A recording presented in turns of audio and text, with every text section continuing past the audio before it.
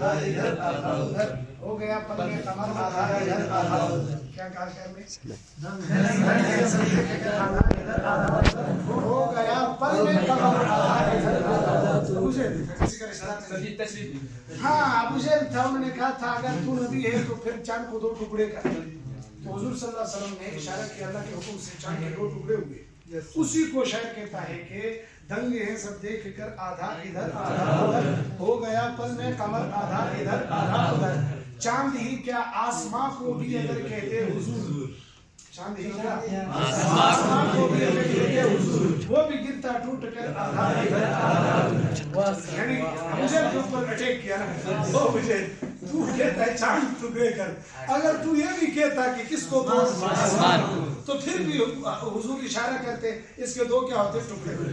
फिर यही बात अगर एक और बात के किसी और वाक़े पे उन्होंने कहा हुजूर ने हजरत अली रज़ी अल्लाह तआला अन्हु हमला हुआ किस पे मरहब पे लोग लगाते हैं वो ऐसे, तो उसको भी शायद ने कहा कि हैदर कर्रार की तलवार के एक वार से हो गया मरहब का सर आधा इधर दंग है सब देख कर आधा इधर आधा उधर हो गया पल में कमर आधा इधर आधा उधर।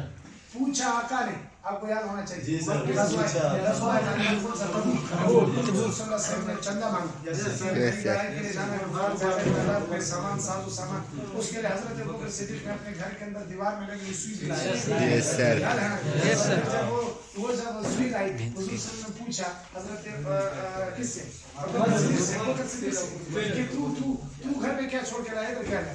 उन्होंने कहा कि मैं अल्लाह का नाम घर में छोड़ के आया, बाकी मेरे पास जो कुछ था वो आपके कदमों में आया। और उधर खर्चे भी किसको हुई, क्योंकि उन्होंने कहा कि इनके पास जायदाद इतने नहीं है जितने मेरे पास है, लिहाजा मैं शायद आज इनसे इस मामले में पहली पोजीशन सफल ले जाऊंगा। तो फिर जब वो आए तो हुजूर ने क्या पूछा, जरा वो उसने शैतानी की होगी, उन्होंने क्या पूछा, उन्होंने क्या कहा, ये कहा कि पूछा आका ने कि घर में छोड़ कर आए हो क्या? बोले ये हजरत उमर। पूछा आका ने कि घर में छोड़ कर आए हो क्या? बोले हजरत उमर आधा इधर आधा उधर। घर में है सब देख कर आधा इधर आधा हो गया पर में कमर आधा इधर। शायद मैं अपनी ख्वाहिश के साथ लोग बड़े फख्र करते मैं मक्के से आया हूँ या मैं मदीने से आया, तो शायद मैं सबको माफ दे दी। उनकी ख्वाहिश थी गया तो वो नहीं होगा ना, ये बदल गया हो। लेकिन उन्होंने कहा कि जी सुन, एक तरफ एक नहीं, एक तरफ मक्के की सरहद, एक तरफ शहर नबी, एक तरफ मक्के की सरहद, एक तरफ शहर नबी, काश होता मेरा